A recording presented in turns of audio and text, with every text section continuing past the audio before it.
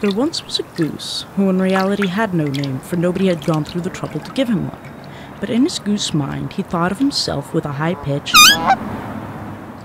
Now, was a very particular goose. He only ate the most soft moss and snapped up only the most tender shoots. He lived as if his life were an eternal search for beauty, and felt it could only be found by being extremely discriminating. And, though it doesn't have to be said, there's no harm in saying that was gay. One balmy midsummer day, spied the most beautiful goose he ever laid eyes on. This goose had a name since gave it to him, and it was a low-purred mulambura.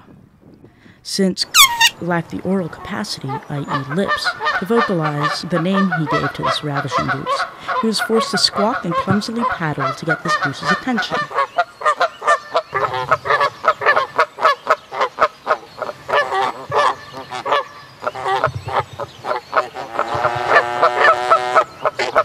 Though he was in a sad state, still could not help but appreciate how striking Mulambura's flight was.